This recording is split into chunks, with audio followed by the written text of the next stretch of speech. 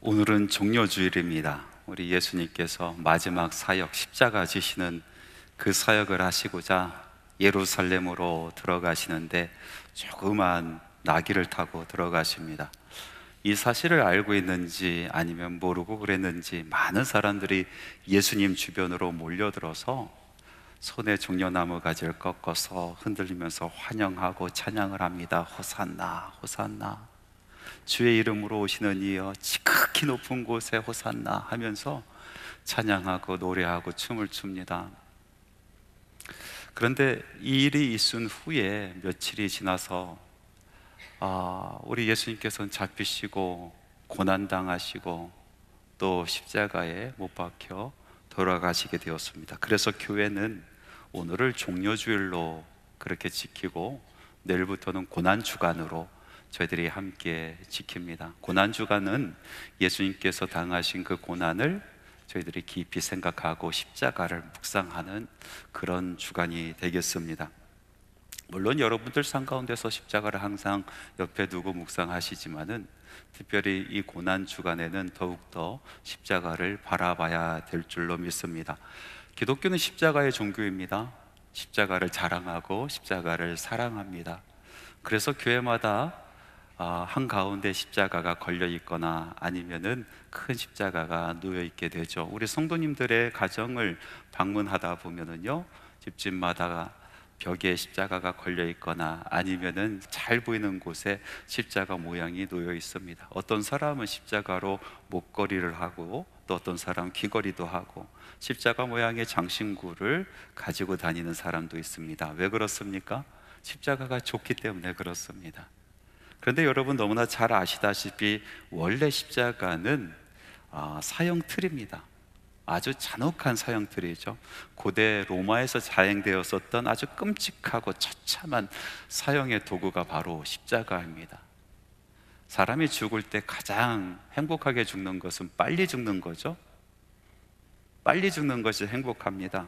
그런데 십자가는요, 빨리 죽지 못하게 하는 겁니다. 오랫동안 고통을 받다가 죽게 만드는 것이 바로 십자가라는 거예요. 십자가에 달리게 되면요, 숨을 쉴 수가 없습니다. 그리고 손과 발에 못이 바뀌어서 그곳에 피가 콸콸 나는 것이 아니라 찔끔찔끔 조금씩 피가 빠져나가는 거예요. 그렇게 말려 죽는 겁니다. 그것을 쳐다보는 것조차 치를 떨고 또 혐오하는, 누가 어느 집에서 십자가에 죽은 사람이 있다 하면요, 그 집안은 저주받은 사람으로 아주 손가락질을 했었던 것이 바로 십자가입니다. 그런데 왜 오늘 우리는 이토록 십자가를 자랑스럽게 여길까요? 왜 교회는 십자가를 사랑하게 되었을까요? 도대체 십자가에서 무슨 일이 있었기에 이렇게 끔찍하고 사람들이 쳐다보고 싶지 않아 했던 그 사형틀이 오늘날 우리에게 참 기쁨을 주는, 또 사랑을 주는 그런 것이 되었을까요? 오늘 함께 읽은 하나님의 말씀은 예수님께서 마지막 십자가에서 돌아가시는 그 장면이 아주 디테일하게 자세하게 묘사되고 있는 것을 볼 수가 있습니다. 특별히 예수님께서 십자가에서 이루신 일을 표정일에도 하듯이 아주 특별한 사건들이 벌어집니다. 세 가지 특별한 사건이 그 안에 있는데요, 이 사건들을 가만히 들여다보면 예수님께서 십자가 위에서 하신 일이 무엇인가를 우리는 알 수 있게 됩니다. 그래서 오늘 저와 여러분은 이 본문의 말씀을 통해서, 십자가를 통해서 예수님께서 이루신 세 가지 특별한 사건, 십자가를 통해서 드러난 이 세 가지의 특별한 사건을 같이 이야기하고, 그 사건이 이야기하는 예수님께서 십자가에서 이루신 일이 무엇인지 함께 깊이 숙고하고 묵상하는 시간 갖고자 합니다. 십자가로 인해서 일어난 첫 번째 특별한 사건은 이렇습니다. 마가복음 15장 33절에서 34절 말씀에 이렇게 기록되어 있습니다. 우리 같이 한번 읽어볼까요? 제 6시가 되매 온 땅에 어둠이 임하여 제 9시까지 계속하더니 제 9시에 예수께서 크게 소리 지르시되 엘리 엘리 라마 사박다니 하시니 이를 번역하면 나의 하나님 나의 하나님 어찌하여 나를 버리셨나이까 하는 뜻이라. 말씀해 보니까 제 6시부터 9시까지 온 땅이 어두워졌다라고 이야기하고 있습니다. 오늘날의 시각으로 바꿔보면은 이것은 정오 12시부터 오후 3시까지의 시간입니다. 하루 중 가장 밝은 날입니다. 하루 중 가장 햇볕이 쨍쨍 내리쬐는 한낮입니다. 그런데 이 밝은 시간에, 이 한낮의 시간에 온 땅이 어두워졌다라는 것입니다. 그래서 이 말씀을 읽고 어떤 사람은 일식이 이루어졌다라고 주장하는 사람도 있습니다. 일식이 아니고서는 한낮에 그렇게 밝은 때에 온 세상이 어두워질 수는 없다라고 이야기하는 것입니다. 그런데 여러분 한번 생각해 보십시오. 천지를 지으신 하나님께서 잠시 동안 해를 가리지 못하실까요? 이것은 특별한 사건이기도 하지만은 우리에게 주는 특별한 의미가 있는 표징의 사건인 것입니다. 아모스 8장 9절을 말씀해 보니까 이런 말씀이 있어요. 주 여호와의 말씀이니라 그날에 내가 해를 대낮에 지게 하여 백주의 땅을 깜깜하게 하며 라는 말씀이 있어요. 그날에 아모스 선지자를 통해서 하나님께서 이미 말씀하여 주셨습니다. 그날에 하나님의 진노의 날에, 하나님의 심판의 날에 온 세상이 대낮에 깜깜하게 될 것이다. 그러므로 십자가를 통해서 이루어진 첫 번째 특별한 사건, 온 땅에 깜깜해진 이 사건을 통해서 우리는 이 시간은 하나님의 진노의 시간이었구나, 하나님의 심판의 시간이었구나, 그 십자가는 하나님의 심판의 사건이었구나 라는 것을 알 수가 있게 되는 것입니다. 인간의 죄를 향하여 쏟아 부어주시는 하나님의 저주와 하나님의 진노하심이 그곳에 있었던 것입니다. 십자가 위에서 쏟아지는 하나님의 그 심판, 그 진노를 받아내시는 예수님의 모습은 처참합니다. 그 처참함이 세 가지 고통으로 표현이 됩니다. 첫 번째는 육신의 고통이요, 두 번째는 정신의 고통이요, 그리고 마지막으로 영적인 고통 아니겠습니까? 십자가 위에서 예수님께서 육체적인 이 육신의 고통을 당한 것이 얼마나 처참했는지 모릅니다. 끔찍한 고통이었어요. 멜 깁슨이라는 사람이 패션 오브 크라이스트라는 영화를 만들었어요. 아주 극사실주의의 영화로 만들었습니다. 그래서 예수님께서 잡히시고 고난당하시고 십자가를 지고 올라가시고 십자가에서 돌아가시는 그 전 과정이 정말로 리얼하게 그렇게 묘사되었습니다. 얼마나 끔찍한 육신의 고통이었는지 그것을 보는 사람이 눈 뜨고 참아 볼 수 없어서 고개를 다 돌렸다 하죠. 그런데 그 영화 안에서 숨겨진 예수님의 고통은 담아내지 못했어요. 예수님의 정신적인 고통과 예수님의 영적인 고통은 그 영화에서 드러나지 않고 있습니다. 어떻게 보면 예수님께서 당하신 육체적인 이 육신의 고통보다 더 아팠던 것이 정신적 고통이요 영적인 고통이 아니었는가, 그렇게 생각을 해봅니다. 예수님의 정신적인 고통을 한번 보십시오. 십자가에 달리실 때 예수님께서는 완전히 벌거벗긴 채로 그곳에 매달리셨습니다. 실오라기 한 올도 거치지 못하고 사람들이 지나다니는 그 대로, 그 모든 사람들이 보는 곳에 아무것도 걸치지 못하고 예수님께서 달려 계셨습니다. 얼마나 창피하고 얼마나 수치스러웠을까요? 그러나 무엇보다도 예수님께서 사랑했었던 그 제자들이 예수님을 버렸었던 것은 정말로 참기 힘든 정신적인 고통이었습니다. 마음의 상처였습니다. 여러분들이 믿었던 사람들에게 배신당해 본 적이 있습니까? 아니, 여러분이 사랑했던 사람들이 여러분을 버리는 일, 그런 일을 겪어보신 적이 있습니까? 일평생 가슴에 담고 살아가지 않습니까? 아픔이 됩니다. 씻겨지지 않는 그런 마음의 상처가 됩니다. 그런데 그런 정신적인 고통보다 훨씬 더 심각했었던 고통은 바로 영적인 고통이었어요. 예수님께서 영적인 고통을 겪으시면서 그것이 얼마나 힘드셨던지 오늘 말씀해 보니까 예수님께서 큰 소리로 이렇게 외치십니다. 엘리 엘리 라마 사박다니, 하나님 하나님 어찌 나를 버리시나이까. 예수께서 십자가에 달려 돌아가시기 전날 밤에 겟세마네라는 동산에 가서 기도하셨습니다. 그때 기도의 제목이 무엇이었습니까? 아버지여, 이 잔이 내게서 지나가게 하소서. 예수님께서 마시고 싶지 않은 잔이 있었다는 것이죠. 너무나 무서워서 두려워서 전혀 마시고 싶지 않은 그 잔이 좀 지나가기를 소원하면서 하나님 앞에 간곡히 매달리면서 기도하지 않았습니까? 예수님께서 마시고 싶지 않았던 그 두려워하셨던 그 잔은 어떤 잔이었을까요? 육신의 고통의 잔이었습니까? 아니면 정신의 고통의 잔이었습니까? 여러분, 육신의 고통과 정신의 고통은 모든 사람들이 이 세상 살아가면서 겪는 것 아니겠습니까? 많은 사람들이 겪는 거예요. 그런데 하나님의 아들이신 예수님께서 고작 육신의 고통과 정신적인 고통 마시기 쉽지 않아서 이 잔이 지나가기를 원하시며 하나님 앞에 매달렸을까요? 그렇지 않습니다. 예수님께서 하나님, 할 수만 있으면 지나가게 해달라, 그렇게 애타면서 매달리며 기도했었던 그 잔은 바로 영적인 고통을 주는 잔이었어요. 그 잔은 하나님의 진노의 잔이었습니다. 하나님과 원수가 되는 잔이었습니다. 하나님께로부터 철저히 버림받는 자리, 그 자리로 가는 잔이었습니다. 그래서 그 잔을 마신 예수님께서는요, 하나님을 더 이상 아버지라고 부르지 못합니다.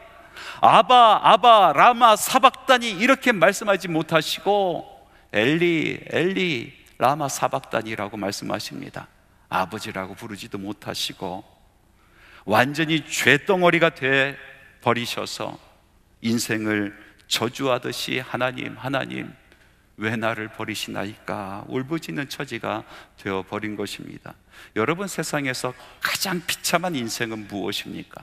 정신적인 고통, 육신적인 고통을 받는 인생이 비참한 인생입니까? 아니요, 영적인 고통을 받는 인생이 가장 비참한 인생입니다. 하나님께로부터 버림받는 인생입니다. 하나님만 있으면 실패해도 다시 일어설 수 있습니다. 넘어져도 다시 설 수가 있습니다. 이 세상에서 아무것도 얻지 못하고 살아가더라도 하나님께서 함께 하신다라면 하나님께서 예배하신 그곳에, 하나님께서 예배하신 바로 그곳에 가서 모든 것을 보상받을 수가 있습니다.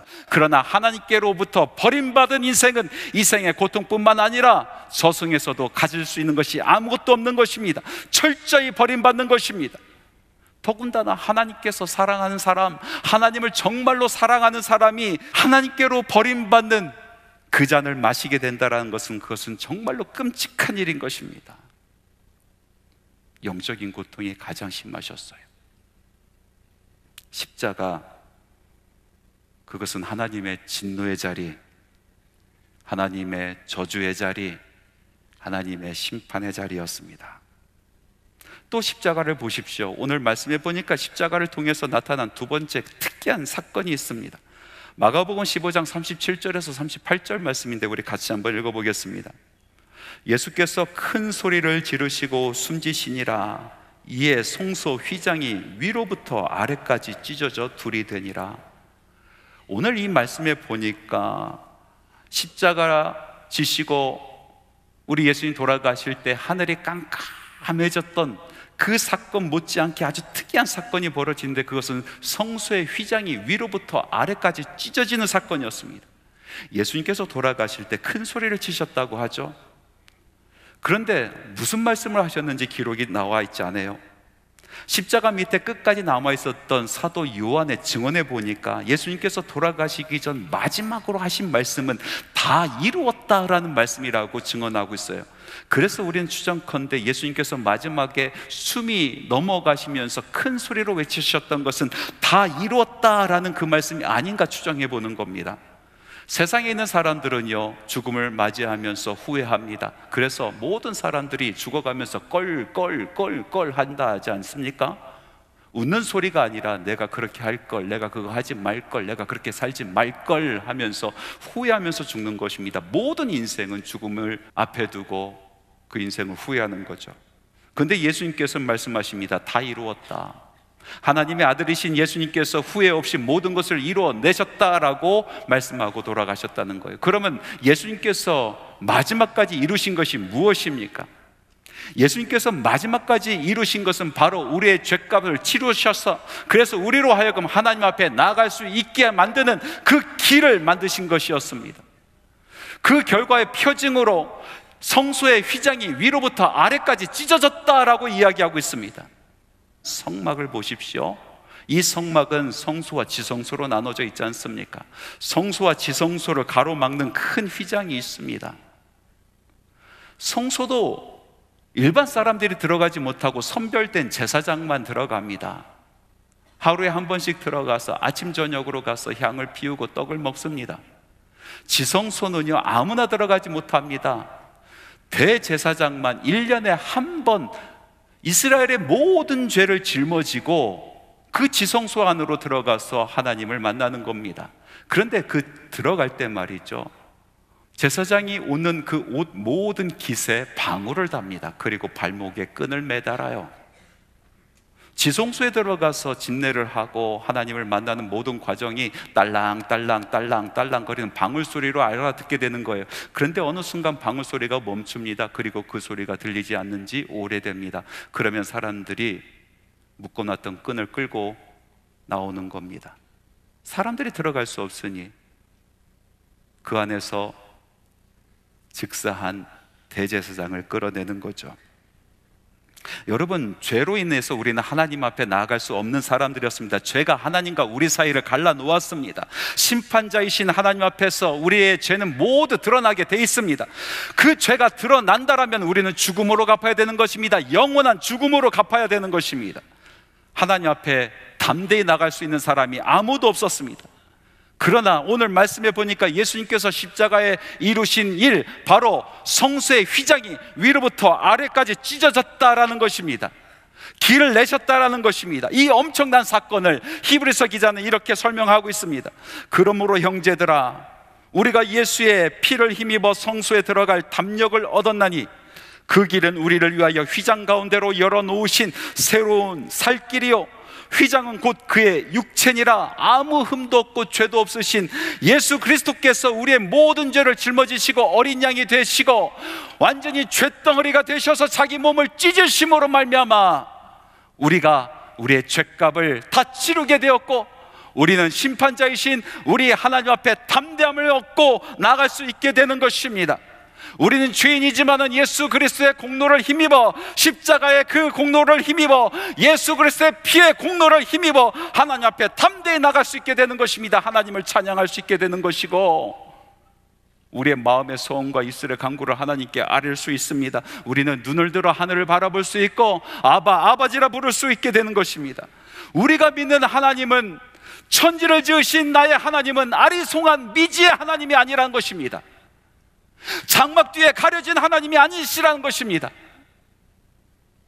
아리송한 그 어떤 개념의 하나님이 아니시고, 언제나 어디서나 우리가 찾을 수 있고, 우리가 부를 수 있고, 우리의 기도를 드릴 수 있고, 우리가 기쁨으로 달려갈 수 있고, 우리가 찬양하며 예배할 수 있는 바로 그런 하나님이시란 것입니다. 이 엄청난 일을 예수님께서 십자가 위에서 이루어 주셨습니다. 그러므로 사랑하는 형제 여러분, 사랑하는 자매 여러분, 하나님께 나가는 것을 주저하지 마시기 바랍니다. 십자가의 은혜를 힘입고 보혈의 능력을 힘입고 하나님 앞에 나가 예배하는 것을 주저하지 마시기 바랍니다. 하나님 앞에서 깊은 사귐이 있고 하나님 앞에 기쁨을 누리는 인생 되시기를 간절히 바랍니다.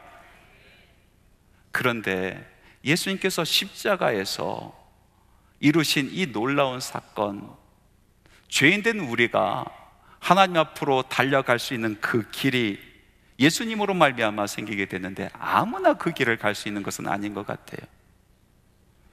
그 길을 가서 하나님을 만날 수 있도록 허락받은 사람이 따로 있는 것 같습니다. 오늘 말씀을 한번 보십시오. 세 번째 아주 특이한 사건입니다. 15장 36절에 이런 사람이 하나 나옵니다. 제가 읽어보겠습니다. 한 사람이 달려가서 해면에 신포도주를 적시어 갈대에 꿰어 마시게 하고 이르되 가만두라, 엘리야가 와서 그를 내려주나 보자 하더라. 예수님께서 십자가에 고통스럽게 달려 돌아가시는 그 모습 보면서도 끝까지 예수님을 의심하고 예수님을 믿지 않는 사람이 있었다는 거예요. 예수님을 희롱하고 예수님을 조롱까지 했던 사람이 있었다는 것입니다. 그런데 또 다른 사람이 있어요. 15장 39절 말씀을 한번 보십시오. 예수를 향하여 섰던 백부장이 그렇게 숨지심을 보고 이르되 이 사람은 진실로 하나님의 아들이었도다 하더라. 십자가를 바라보면서 죽어가시는 예수님을 마지막에 목격한 이 백부장이 자기 인생을 돌아보면서 예수 그리스도께서는 정말로 참말로 진실로 하나님의 아들이셨다라고 고백하며 하나님의 자녀가 되는 그런 놀라운 일이 벌어졌다란 말이죠. 여러분, 마지막까지 예수님을 믿지 못하고 예수님을 희롱하고 조롱했었던 이 사람은요, 아주 어려서부터 하나님 말씀으로 자라났던 사람이에요. 어려서부터 하나님의 말씀을 교육받은 사람이에요. 그 말씀을 읽으면서 그리스도가 어떻게 날 것이고 어떤 분이 날 것이고 어떤 일을 할 것인가 어려서부터 배웠었던 사람이에요. 그런데 그 사람은요, 그 읽었던 말씀이 눈앞에서 펼쳐짐에도 불구하고 바로 그분이 그곳에서 그 모든 것을 이루고 있는 것을 보면서도 그것을 의심하고 희롱하고 조롱했다는 거예요. 그런데 백부장은 하나님을 알지 못하는 사람이었어요. 말씀을 들어본 적이 없었던 사람이에요. 그런데 예수님께서 십자가 달려 돌아가시는 그 모습을 보고 그만 그 자리에서 고백하는 거예요. 진실로 하나님의 아들이었도다. 너무나 희한하지 않습니까? 예수를 믿는다라면 하나님께 가까이 있고 하나님의 말씀을 알고 하나님의 말씀을 배웠었던 바로 그 사람이 예수를 믿게 되는 것이 당연할진데, 그런데 그 사람은 예수님을 믿지 아니하고 희롱하고 저주하며 죽어갔고, 그러나 하나님의 말씀을 알지 못했던 이 백부장은 십자가 밑에서 은혜 받고 고백하며 하나님의 자녀된 권세를 누렸다는 것입니다. 정반대의 결과예요.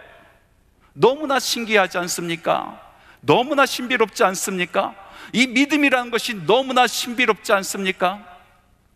그래서 우리 삶을 보면요, 야, 이 사람은 진짜 믿겠는데 하는 사람이 믿지 않고요, 저 사람이 믿을까 하는 사람이 믿는 경우가 얼마나 많은지 몰라요.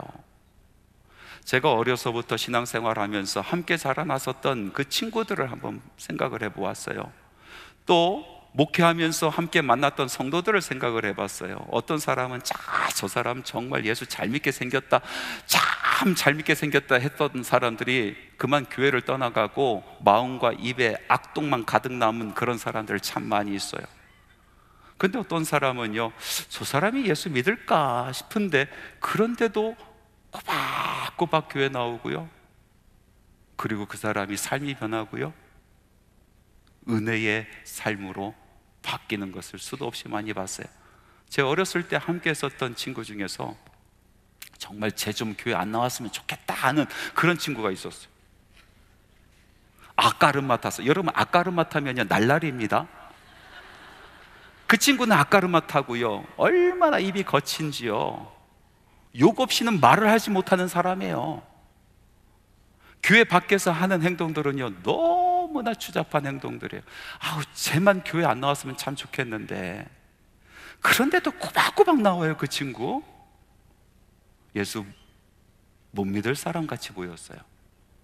그런데요, 지나고 보니까요, 그 친구가요 집사 되고 장로 됐어요. 정말 신실한 친구, 신실한 믿음의 사람이 된 것을 봅니다. 참 신비롭죠? 사람의 이해로 판단이 되지 않는 일이 벌어지는 거예요. 여러분, 우리가 예수를 믿는다라는 것은요, 그것은 신비로운 거예요. 예수를 믿는다라는 것은 나의 힘으로, 나의 결단으로, 나의 의지로 되는 것이 아닙니다. 그것은 하나님께서 선택하시고 성령님을 통하여 우리의 마음을 바꿔주시고 성령 안에서 거듭나는 일이에요. 놀라운 신비로운 일이요, 영적인 일입니다. 하나님께서 전적으로 하시는 일이란 말이죠. 그래서 예수님께서 이렇게 말씀하셨습니다. 너희는 서로 수군거리지 말라. 나를 보내신 아버지께서 이끌지 아니하시면 아무도 내게 올 수 없으니 오는 그를 내가 마지막 날에 다시 살리리라. 내가 믿고 싶다고 믿는 것이 아니라 하나님 아버지께서 나를 이끌어 주셔야 그래야 믿을 수 있다라는 말씀인 것입니다. 하나님께서 우리에게 믿음을 주셔야 우리가 믿을 수 있다라는 말씀인 것입니다. 나의 의지로, 나의 생각으로, 나의 결단으로 믿는 것이 아니고 하나님께서 믿게 해 주신다라는 것입니다. 십자가 앞에서 그 놀라운 사건들이 벌어진다는 것입니다. 믿을 것 같은 사람이 그만 실족하고 전혀 그렇지 않을 것 같은 사람이 하나님의 부르심을 받는다. 십자가의 설교를 준비하면서 제가 써두었었던 메모장을 들척이다가 돌아가신 고 옥하는 목사님께서 설교 시간에 고백했었던 그 고백을 제가 받아 적어 놓은 것이 있더라고요. 그 고백을 다시 한번 읽어보는데, 이 뜻이 무엇인지 이해가 되고, 이 고백이 곧 나의 고백이구나 라는 것을 다시 깨달을 수가 있었어요. 제가 읽어드릴게요. 많은 해를 공부하고 수도 없이 설교하고 수도 없이 가르쳐도 십자가에 대해 여전히 모르겠다. 어떻게 그것이 가능한지 모르겠다. 어떻게 하나님의 아들이 나 같은 사람을 위해 죽으셨는지 도무지 이해가 되지 않는다. 따져묻기 좋아하고 뭐든지 삐딱하게 생각하던 내가 아무리 부정하려고 해도 성경의 모든 말씀이 믿어지고 예수께서 하나님의 아들, 나의 그리스도이신 것이 믿어지니 왜 그렇게 믿어지는지 도무지 모르겠다. 교만하고 자기 잘난 맛에 사는 나 같은 인간이 십자가 앞에 서면 한없이 부끄럽고 죄송하고 고개가 숙여지는지 난 정말 모르겠다. 여러분, 정말 모르겠어요. 너무나 놀라운 신비, 왜 나를 위해서 죽으셨는지 그게 이해가 되지 않고, 아무리 부정하려고 해도, 아무리 거부하려고 해도 그 말씀이 믿어지고 그 사건이 믿어지고 그 예수님이 나의 왕이라는 것이 믿어지니 도무지 십자가를 알 수 없을 것 같아.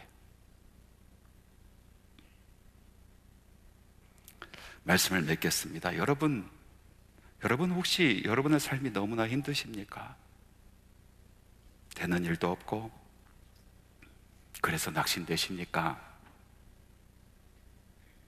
믿었던 사람에게 배신당하고 사랑했던 사람에게 버림당해 마음 아프십니까? 어떤 사람이 그래요. 당신의 삶을 보았을 때 지금 당신은 터널을 지나가는 것 같아요. 언젠가 그 터널이 끝날 겁니다. 그런데 내가 가는 이 터널은 왜 끝이 안 날까? 걸어도 캄캄한 터널에 있는 것 같은 내 인생. 오랫동안 예수 믿으면은 그 믿음이 조금 깊어지고 그 예수님에 대한 사랑도 내 마음속에 더욱더 절절해지고 주님께서 주신 그 구원의 기쁨이 더욱더 내 마음속에 풍성해져야 되는데 어찌 된 것인지 내 마음은 점점 냉랭해지는, 도대체 무엇이 잘못되었을까? 그런 생각이 드십니까? 여러분, 십자가를 바라보십시오. 십자가가 길입니다. 십자가가 답입니다. 십자가가 능력입니다.